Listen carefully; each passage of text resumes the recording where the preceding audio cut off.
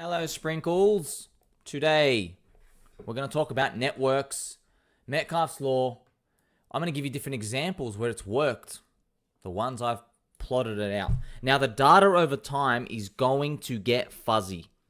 People are going to spam networks. They're going to do like weird things with the blockchains, and it's going to obfuscate the number of addresses we can see and active people. So it's going to get harder over time.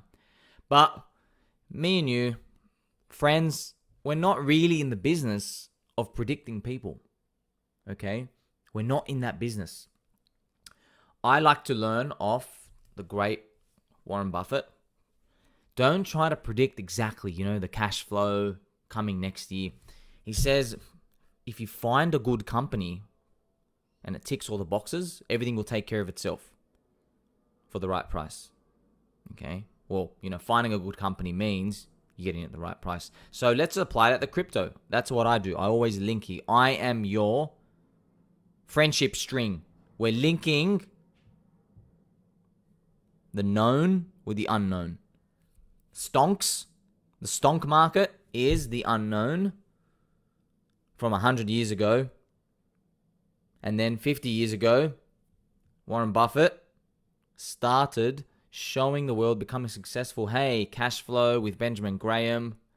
And as their popularity, grew, now it's the known. Okay? So yeah, the stock market was the unknown at one point. Companies used to trade at a PE of 2.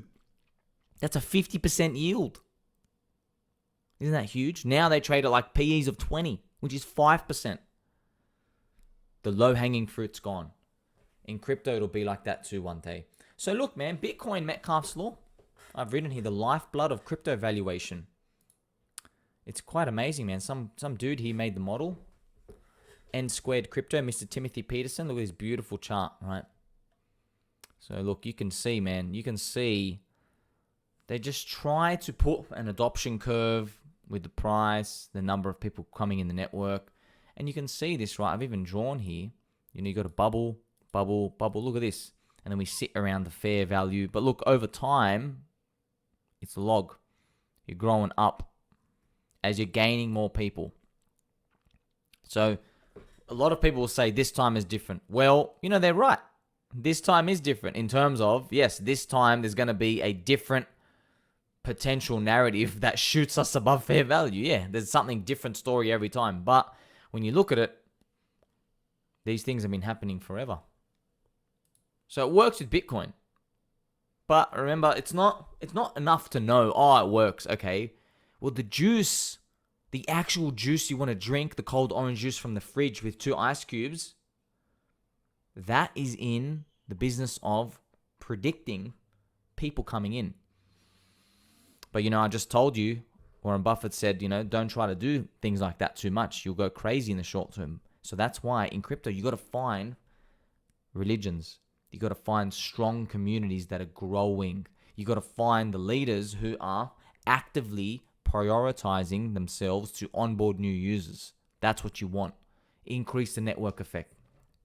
With Chainlink, they're always focusing on more integrations. They want to get more data points. With HEX, Richard Hart is always focused on, when he does interviews, he always likes to interview people outside the community because they onboard new people. He's always so efficient. That's it. His words himself, man. I've been watching the guy forever now. So many videos. That's how he thinks. He likes when he speaks about onboarding, he's always thinking about, okay, how can I get the most bang for my buck? How can I onboard people who are not in the community now? Okay, well, I've got to speak to people not in. I've got to do, different marketing campaigns outside of the crypto industry. That's why it's also big. The HEX community and Pulse Chain community started going to TikTok. They're going outside of crypto Twitter because it's like an echo chamber. Everybody's just cheering for their team for the most part, right? I'm a trusted source. We are friends. You can trust me, but man, look how hard it is out there. It's like 99% of people you don't really know. I know me. I can trust me, but I do the work. I'm here 18 hours a day. I don't think these other people are spending that much time, man. A lot of people are just frauds, right? So Metcalfe's law works with Bitcoin fundamentals, man. We've got so many examples. But remember, okay, look, it's a reminder. Metcalfe's law does not predict the price movement for you. Going like, oh, we gained this many users, we should go up. No. It just describes the movement. Describes. So it tells you if you 10x your user base, you can get 100x price growth. All right. And so I mentioned here, very important. This means you should not drink soy.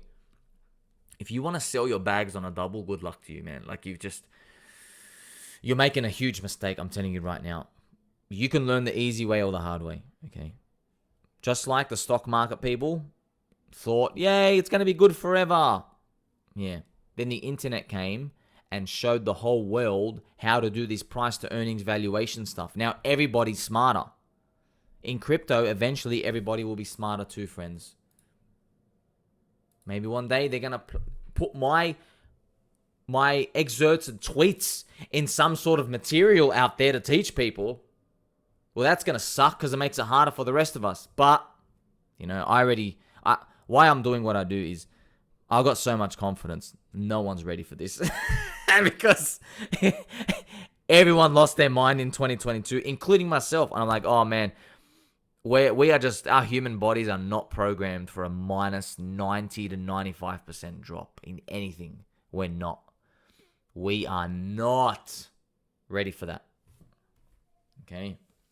Like your own human body. Imagine you were eating 2,000 calories a day, and then now suddenly, okay, now have the same energy you have every day, but I'm only going to give you 200 calories a day. How long can that go on for before you lose your mind? You can't remove 90% of anything and expect it to be the same. That's just what it is in crypto. So, lucky for you, I've done so many examples. And I just want conviction, friends. I'm here dealing conviction currency. That's actually what my goal is. Right? I'm here for you to do that. Okay, I'm not telling you buy this coin, buy that coin, sell here, sell here. I'm not telling you that. The most important attribute you can have is forging your diamond hands. Maybe you're a diamond hand bear. Maybe you really think the world's ending. You got to believe, man. If you don't believe, you're not going to make it to the end. So, I even found this in HEX, right? I did Metcalfe's law. I tried to get the number of stakers. And we did. It was crazy. In 2021, fair value was 7.3 cents. We went 6x above it. Right? 6x above that fair value. Woohoo! And then we came back to fair value, but crypto being crypto dropped 6x below, which is minus 85%. How's that for volatility, man? Isn't that crazy? This is what can happen, right? Now, over time, I'm just letting you know, the euphoria gets smaller. This is the pattern I've noticed with every single coin, bar one named Doge. Every single coin, the euphoria got smaller. So with Bitcoin, the first one was a 13x above euphoria, above fair value. Then the second one was a 10. And then the third one, I think, was an 8. And then it became a 4.5x in 2017 when we hit 20K. Fair value was 4.5K. And then it only went to plus 50% in 2021. Yeah, that's right. So the euphoria goes lower over time because the market participants, they know how to price it more. People get more in tune with what they're doing. That's why we are discovering this process of networks and how these things are working in crypto and cyberspace, and people are building these models and they're getting more mature about it. And unfortunately, what that means is instead of putting $1,000 and hoping for 500,000x, right? People are now putting in $80,000 and hoping for a triple. That's the hard part. All right. So don't believe anybody who says, oh, crypto is asymmetric. You don't need to go hard. Wrong. It is asymmetric and you do need to go hard. You do. So, Metcalfe's law, man, these things worked, right? I even did it with Cardano. Charles Hoskinson coin? Yeah. It's crazy. Cardano did a 100x price increase because its user base went up 10x. I have the data here for you, friends. I'm literally doing the hard work here for you. For free. For free. Wow, what a world. What a world we live in. Okay, look at this, man. Look at these two numbers. Cardano had 11,000 daily active users. It went to 100,000. It's about a 10x. And the price went from, 2 to 3 cents to $2 to $3. It's crazy. It works. Yeah, it works. Now, obviously, it could have gone to $10. It could have. But the whole point is not to sell on a 2 or 3x. That's what my whole point is. Okay, you're not going to make it like that. And don't think you can make the mistake a couple of times and then you're going to suddenly kill it. No, crypto's getting harder over time. The low-hanging fruit is getting eaten up faster and faster. People are getting more desperate. Okay? So Metcalfe's law worked for everything, Cardano included. Do you know what was interesting, friends? I had another tweet here. I remember it from this time. Cardano's fair value was $2 to $3. So it didn't actually go euphoric above it. That's the sad part. And then it just dropped 90%. So, isn't that crazy? It did not go euphoric above the fair value. It stayed in the zone. Which sucks, man, because, I just showed you Bitcoin even went up 10x at one point, 6x, 5x. That's what happens. Markets are unpredictable like that.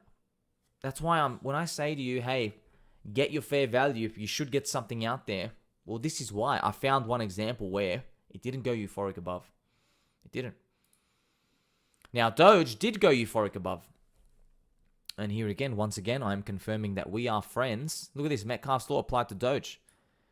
It puts it right at fair value from the time of this post, right?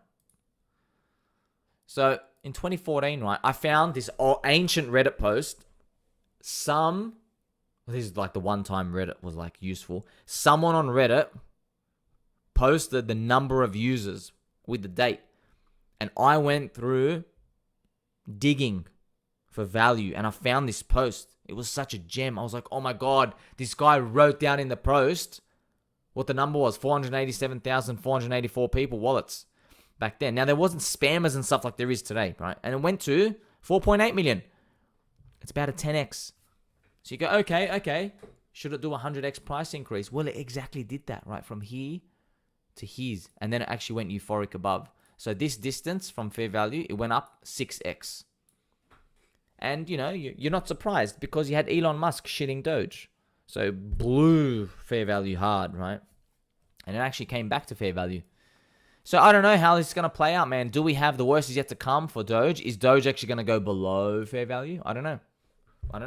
But what I also want to tell you is it's possible that we are below fair value right now. And the answer is maybe Doge has a lot of wallets which are on centralized exchanges. Maybe instead of 4.8 million, there's like an extra 1 million people sitting out there, which are technically part of the network, right? That's what me and you, we can't get that proper information. That's why we live in an imperfect world. We don't have perfect information.